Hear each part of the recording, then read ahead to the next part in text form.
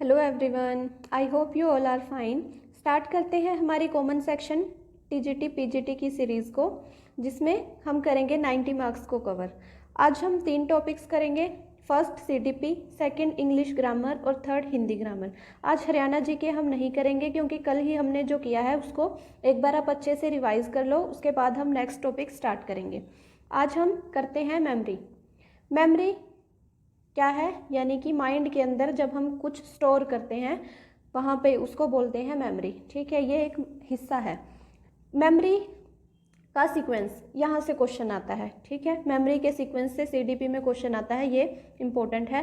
First हम receive करते हैं, देन किसी उस चीज़ को रिकॉग्नाइज करते हैं, मतलब अच्छे से माइंड में बिठा लेते हैं कि हाँ, अगर हम दोबारा इसको देखेंगे तो हमें याद आ जाएगा कि इस चीज़ का क्या नाम था। ठीक है, सो रिकॉग्नाइज करते हैं, रिकॉल करते हैं। रिकॉल यानी कि दोबारा से याद करके देखते हैं। इस तरीके से जो चीज़ है हमारी मेमोरी में फिट हो जाती है।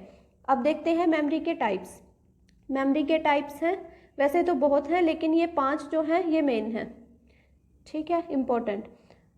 फर्स्ट है सेंसरी मेमोरी। सेंसरी मेमोरी क्या है? ये हमने जो स्टैनले हॉल द्वारा दी गई थी, जो 3 स्टेजेस, उनमें भी किया था सेंसरी मेमोरी। सेंसरी मेमोरी में क्या होता है कि सेंसेस के थ्रू लर्निंग होती है। सेंसेस यानी कि जो हमारे 5 सेंसेस हैं, आइज, नोज, आइज से जैसे देखना, स्मेल, टच, ये सब आ जाएंगे इसके अंदर। ठीक है। शॉर्ट मेमोरी होती है जो 2 से 3 मिनट के लिए होती है। ठीक है, इंस्टेंट कुछ काम किया और फिर मतलब वो इतना इंपॉर्टेंट नहीं था कि हम उसको बाद में भूल गए, जब बस किया और हो गया। ठीक है। लॉन्ग टर्म मेमोरी होती है कि हमारे मेमोरी में सेव रहती है वो चीज़। लॉन्ग टर्म में स्पेशलिटी क्या है कि यहाँ पे न्यूमेरिक डिजिट होते हैं।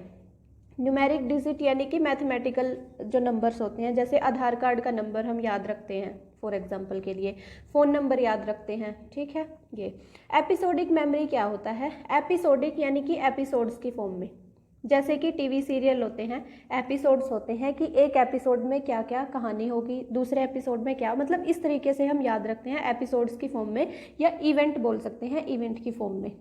नेक्स्ट है सिमेंटिक। सिमेंटिक मेमोरी में क्या होता है? सिमेंटिक वैसे होता है मीनिंग से रिलेटेड। ठीक है। सिमेंटिक मेमोरी में क्या होता है कि हम मीनिंग्स को याद रखते हैं, वर्ड मीनिंग्स, फैक्ट्स, रूल्स, ये सब कुछ आता है सिमेंटिक मेमोरी में। और इवन मतलब जैसे हमें कोई रिकॉग्नाइज करते हैं, फॉर एग्जांपल मैथ्स में हमें कैलकुलेशंस करनी है या कुछ हमें फॉर्मूलाज वगैरह लगाने हैं, तो उनको रिकॉग्नाइज करना। ठीक है, ये सब किस में आता है? सिमेंटिक मेमोरी में। यानी कि हम अपनी मेमोरी यूज़ करके उनको याद रखते हैं और वो लंबे समय के लिए होते हैं। ठीक है। और ये डाटा जो होता है ये फैक्चुअल होता है। ठीक है, फैक्चुअल डाटा। नेक्स्ट देखते हैं personal and impersonal memory. Personal memory and impersonal memory में क्या डिफरेंस है? इम्पर्सनल मेमोरी जो होती है वो टेक्स्ट बुक के थ्रू होती है। ठीक है, टेक्स्ट बुक से, ये क्वेश्चन भी आया हुआ है एक बार कि टेक्स्ट बुक से हमने कुछ पढ़ा और फिर हमारे माइंड में कुछ क्रिएट हुआ, मतलब कुछ इमेजिनेशन टाइप का क्रिएट हुआ, तो उसको क्या बोलेंगे? तो वो होगी हमारी इम्पर्सनल मेमोरी। या टेक्स्ट बुक को पढ़ के हमें कुछ कंसेप्ट जो हमने पहले कभी पढ़ा था वो हमें याद आया, तो वो क्या हुआ? Impersonal memory. इसको याद रखना, टेक्स्ट बुक से है इम्पर्सनल मेमोरी। पर्सनल मेमोरी में क्या है? अपने से जुड़ी कोई बात। ठीक है, फॉर एग्जांपल के लिए मैं आपको बताती हूँ कि कोई आपस में 2 लोग बात कर रहे हैं या तुमसे जुड़ी कोई बात कर रहा है कि तुम्हारे बचपन में ऐसा हुआ था, तो फिर वो इंसिडेंट हमें खुद भी याद आ जाता है। ठीक है, इसको बोलते हैं personal memory. Active memory and inactive memory. Active memory होती है जैसे कि फॉर एग्जांपल एग्ज़ाम हॉल में, हम एग्ज़ाम हॉल में जब हम एग्ज़ाम दे रहे होते हैं, उस टाइम पे जब जो हमारी मेमोरी काम कर रही होती है वो होती है एक्टिव मेमोरी। यानी कि जो हमने क्वेश्चन देखा, फटाफट से दिमाग ने सब कुछ जो डाटा था वो रिकलेक्ट किया और हमने आंसर लिख दिया वहाँ पे। ठीक है, ये होती है एक्टिव मेमोरी। इनएक्टिव मेमोरी क्या होती है? फॉर एग्जांपल के लिए डेट ऑफ बर्थ वगैरह है, जो हमने एक बार माइंड में मतलब रख ली, दोबारा हमें याद करने की जरूरत नहीं है, बार बार याद, मतलब कभी कभार हम भूल जाते हैं, लेकिन वो कुछ टाइम के बाद हमें रिपीटेड होती है तो वो याद रह जाती है। नेक्स्ट है flash bulb. Flash bulb memory कैसे होती है? जैसे कि एक एपिसोडिक मेमोरी होती है, उसी की तरह है ये फ्लैश बल्ब।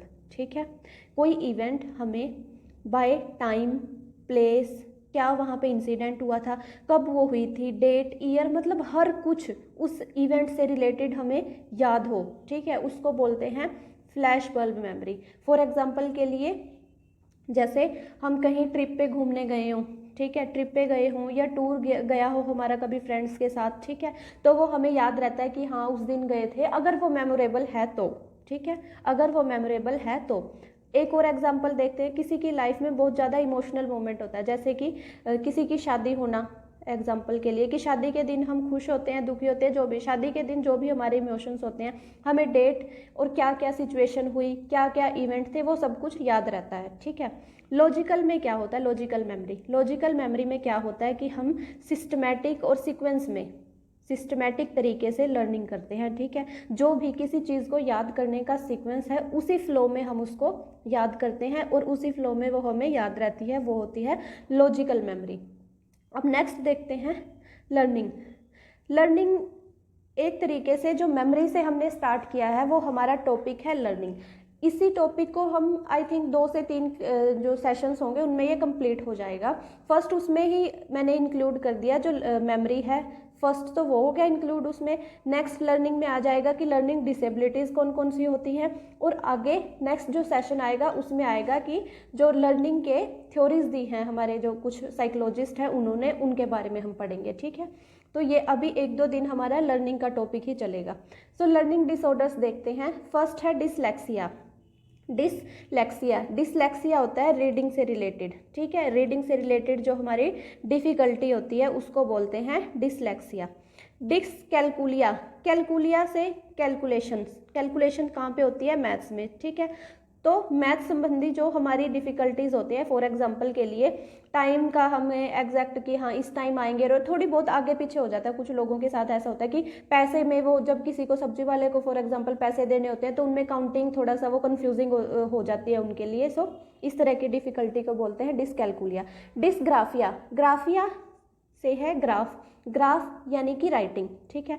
तो हैंड राइटिंग में और स्पेलिंग में एरर होना, इन सब ये किस लिए होता है, जब हमारी डिफ़िकल्टी किस में होती है, राइटिंग में। सो इसको बोलते हैं डिसग्राफिया। डिस्प्रेक्सिया होता है सेंसरी इंटीग्रेशन डिसऑर्डर भी इसको बोलते हैं।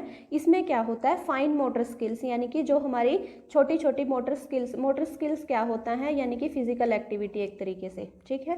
तो उनमें हमारा जो कोऑर्डिनेशन है वो नहीं बैठता अच्छे से। फॉर एग्जांपल के लिए हम बैलेंस करने में किसी को प्रॉब्लम होती है, ठीक है। और हैंड आई कोऑर्डिनेशन, जैसे कि हम देख रहे होते हैं कुछ और लिख रहे होते हैं कुछ और, इस तरीके से, ठीक है। सो आगे है डिस्फेजिया या अफेजिया, ये सेम ही है, डिस्फेजिया या अफेजिया। इसको कैसे याद करेंगे, फेजिया यानी कि फ्रेज कहाँ पे होता है, लैंग्वेज में, ठीक है। तो ये है लैंग्वेज संबंधी डिसऑर्डर। इसमें क्या होता है, अंडरस्टैंडिंग स्पोकन लैंग्वेज को समझने में हमें डिफिकल्टी होती है, ठीक है। ऑडिटरी प्रोसेसिंग डिसऑर्डर, ऑडिटरी क्या होता है, सुनने वाला। ऑडिटरी होता है ऑडिबल, जैसे आपका होता है ऑडिबल डिवाइसेस होते हैं, तो ऑडिटरी है सुनने वाली जो डिसऑर्डर है।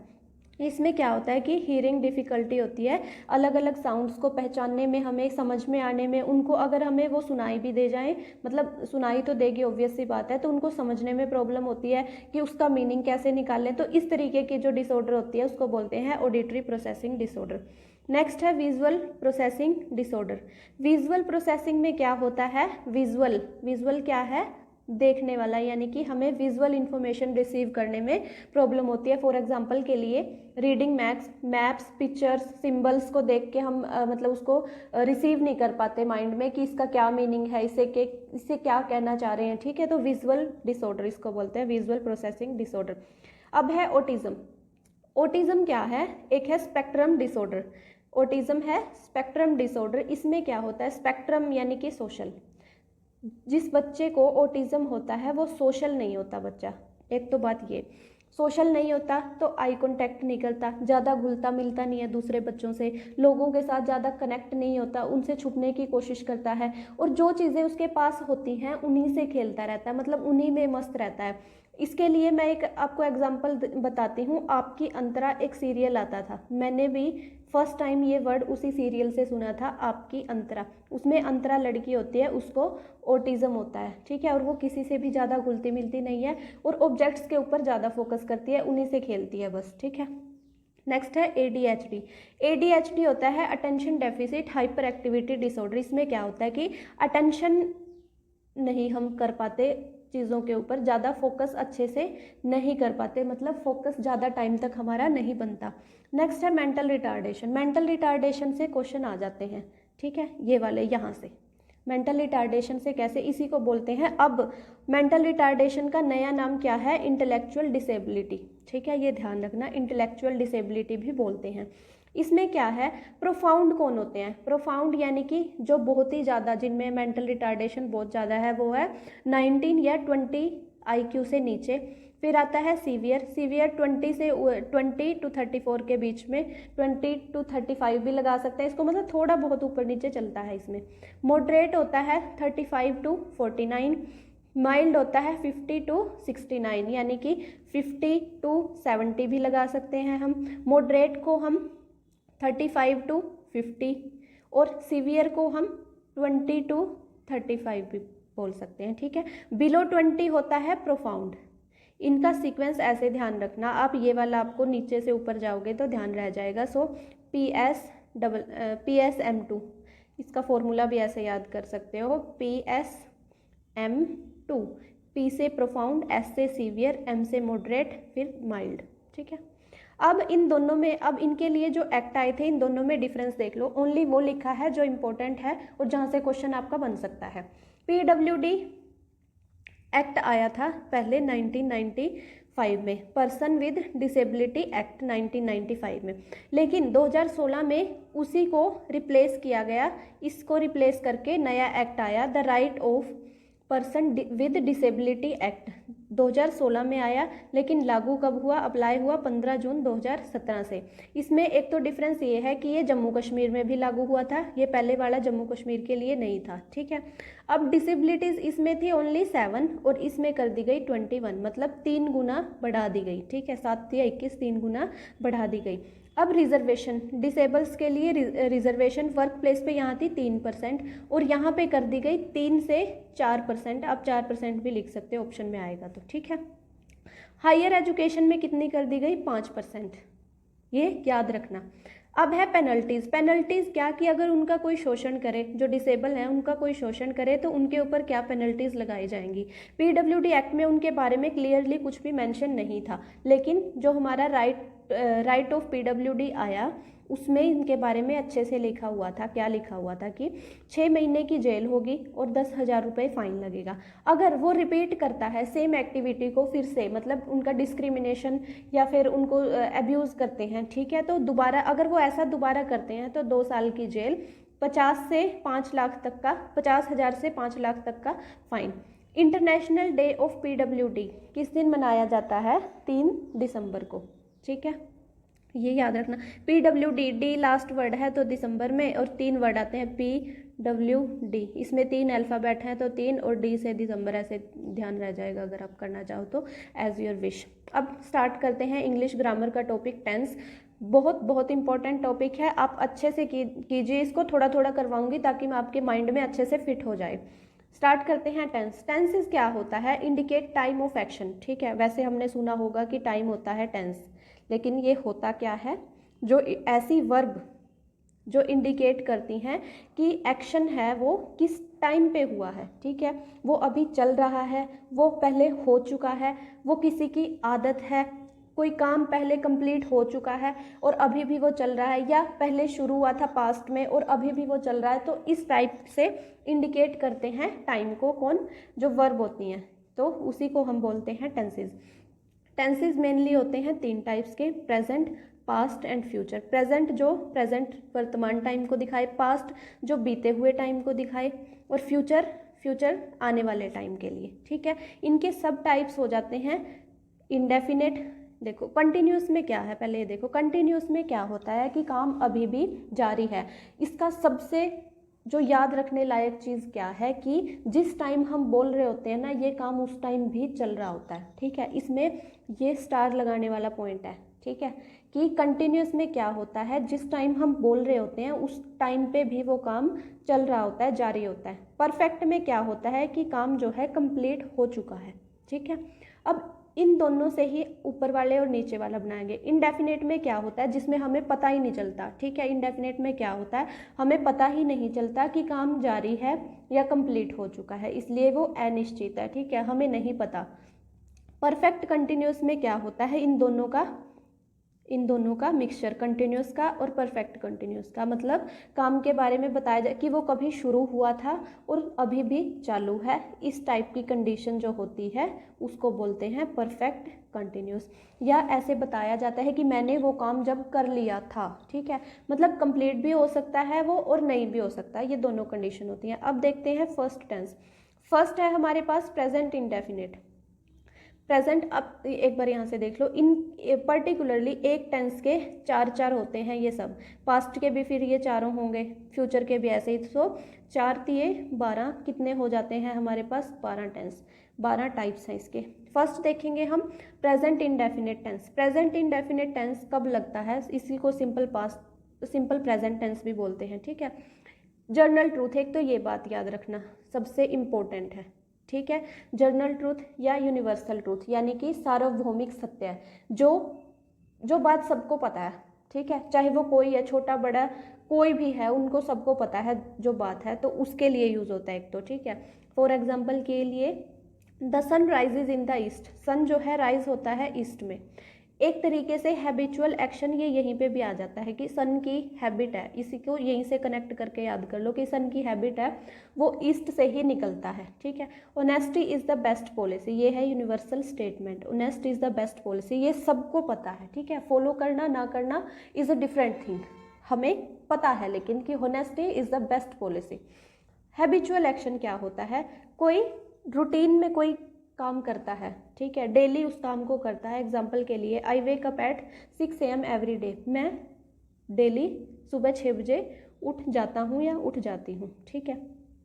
ये दोनों तो आपने पहले भी पढ़े होंगे और याद भी रह जाएंगे। अब एक ये है फ्यूचर शेड्यूल्ड इवेंट, कोई टाइम टेबल के लिए कोई इवेंट थी, उसको कर दिया गया, शेड्यूल किया गया, मतलब उसको फिक्स कर दिया गया किसी टाइम पे कि फ्यूचर में कब होगी वो। एग्जाम्पल के लिए देख लो, the train leaves at 8 PM, जो ट्रेन है वो 8 बजे जाती है, ठीक है।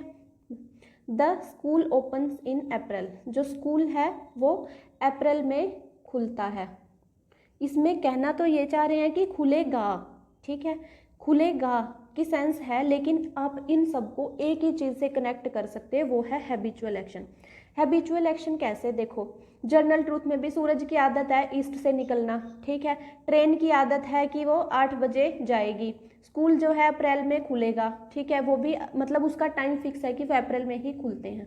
इस तरीके से तो एक तरीके से सब हर चीज़ में ये इंडिकेट कर रहा है कि कुछ ना कुछ हैबिट है, हर चाहे वो ऑब्जेक्ट है चाहे वो ह्यूमन बीइंग, कुछ हैबिट, हमको हल्का सा हैबिट का हिंट दिखाई दे रहा है वहाँ पे, ठीक है।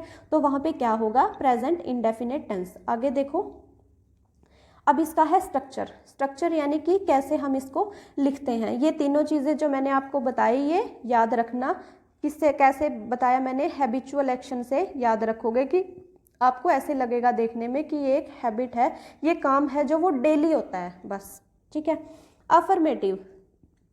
अफर्मेटिव यानी कि पॉजिटिव वाला, ठीक है, पॉजिटिव बिल्कुल सिंपल सेंटेंस कैसे लिखते हैं, subject plus V1 plus object या S या ES, V1 के साथ लगता है यहाँ पे S या ES। एग्जाम्पल के लिए देखो, शी राइट्स अ लेटर,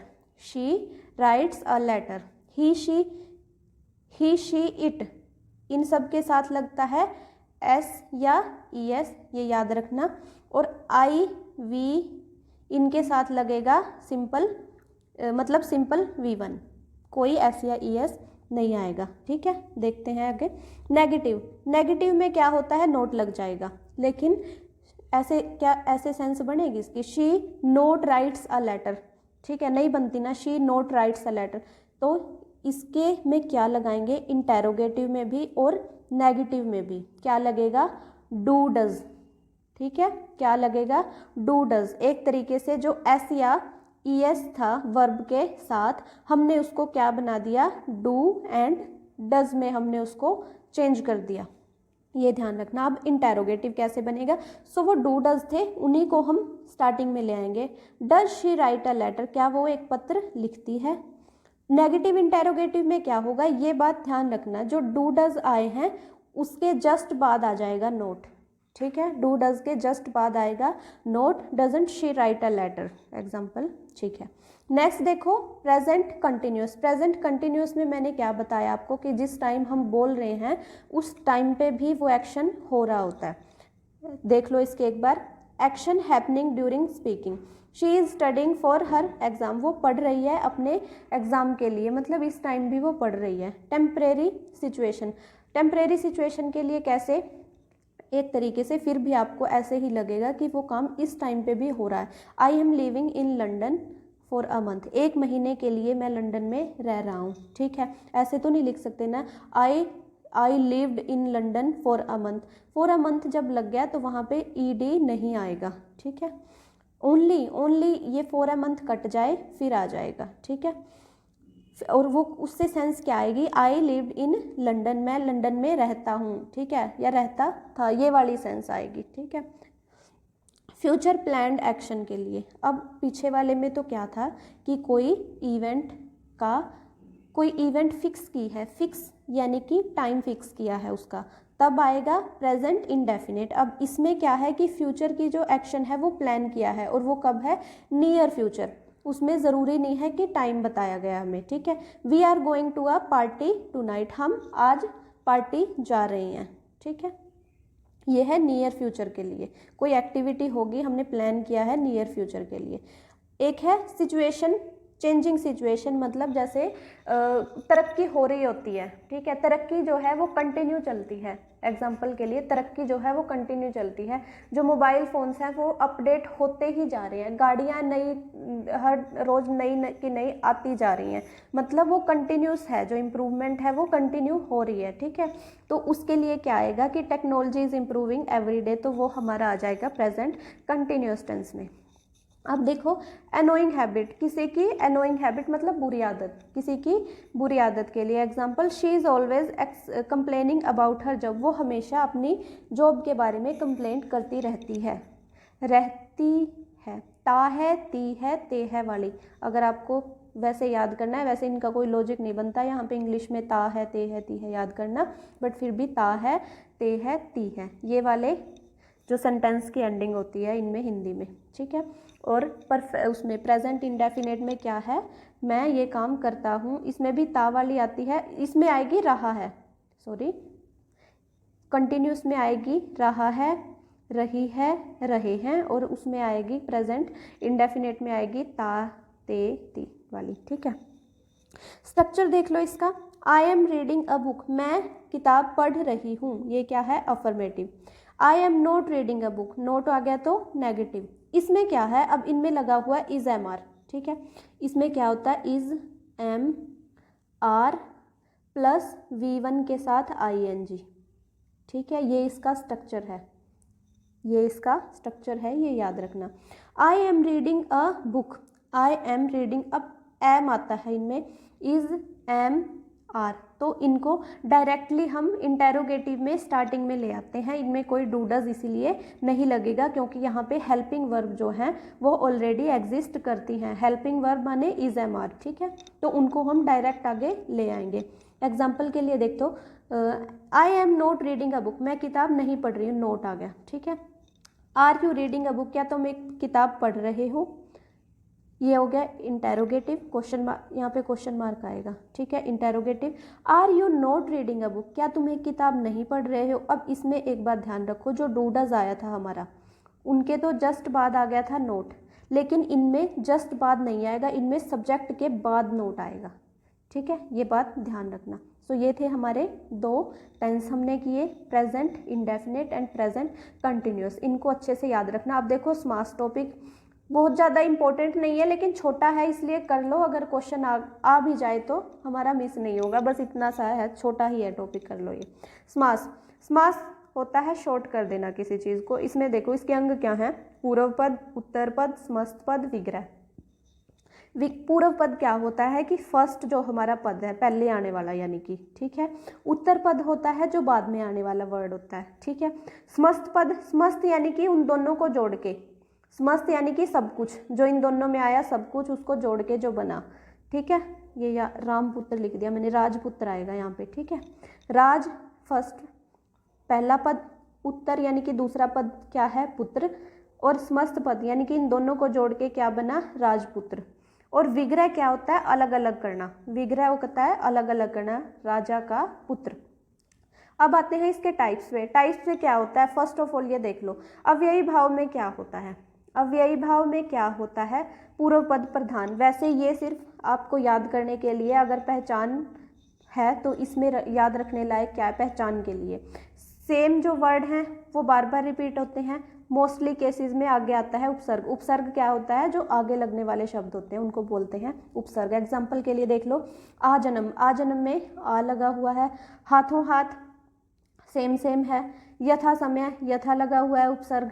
प्रत्येक, प्रत्यय, प्रतिदिन मतलब प्रत्यय एक, इसमें क्या लगा हुआ है, ये उपसर्ग। बीचों बीच, बीचों बीच सेम सेम वर्ड।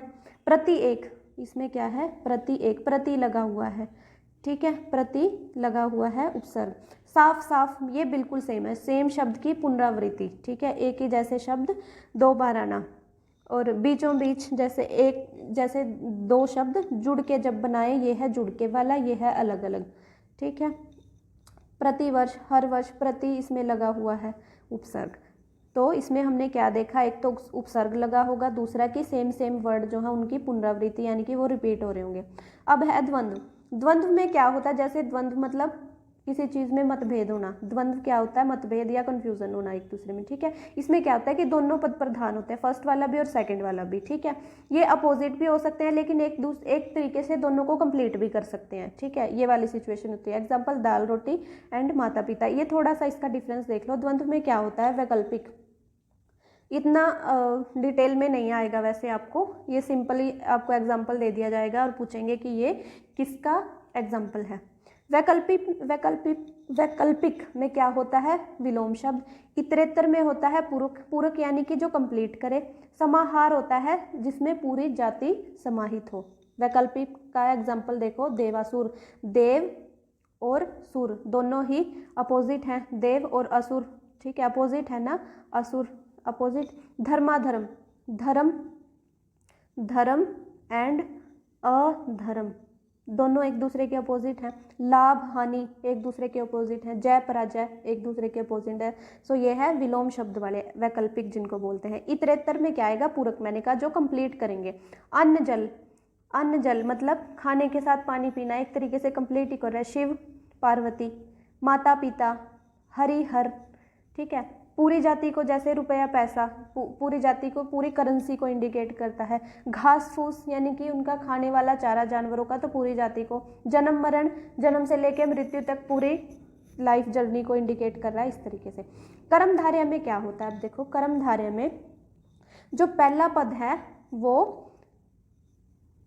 पहला पद गौण और उत्तर पद प्रधान, यानी कि फर्स्ट जो हमारा होगा, इसको ये छोड़ो आप, ठीक है। ये किस लिए है, जब आपको याद करना हो। कई बार ऐसा होता है कि क्वेश्चन दे दिया आपको कि कर्मधारय की पहचान क्या होती है, और आपको 4 ऑप्शन दे देंगे, उनमें से एक ऑप्शन में डाल देंगे ये, तो उसके लिए होता है ये।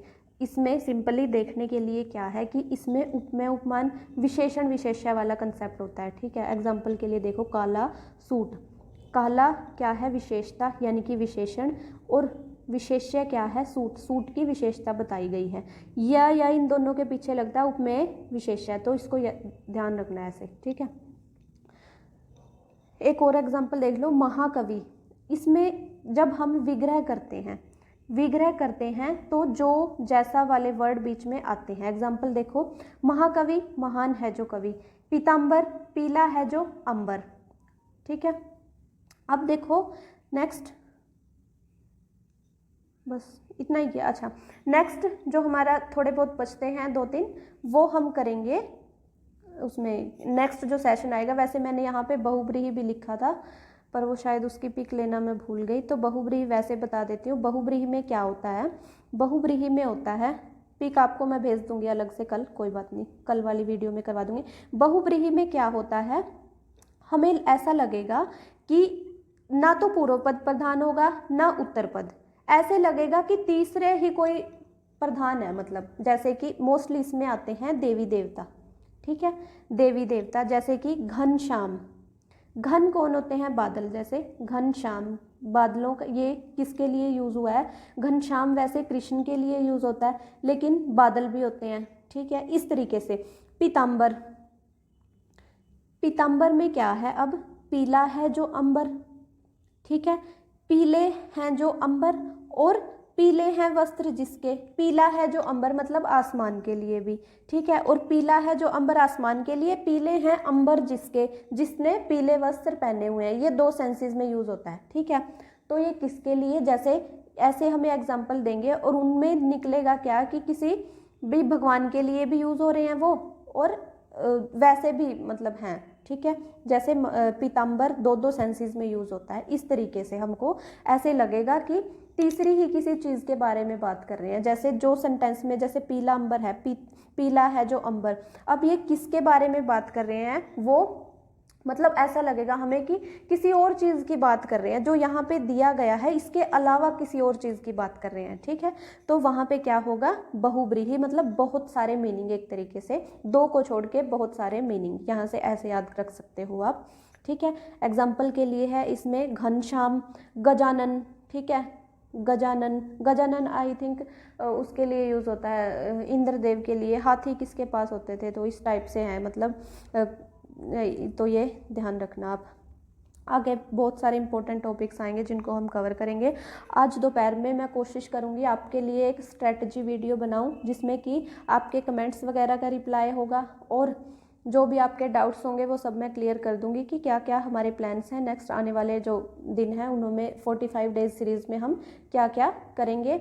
और एक मैं पोस्ट सेक्शन में आपके लिए क्वेश्चन डाला था मैंने, अभी तक एक भी बच्चे का रिप्लाई नहीं आया मेरे पास। वो था इंग्लिश का क्वेश्चन, इंग्लिश एनसीईआरटी से क्वेश्चन था, प्रीवियस ईयर था। सो आप देखते नहीं हो कि क्या कुछ डाला है पोस्ट सेक्शन में, सो उसको भी विजिट किया करो, ठीक है। आई होप आपको मेरा कंटेंट पसंद आया होगा। अगर आपको मेरा कंटेंट पसंद आता है तो please like, share and subscribe. Thank you so much.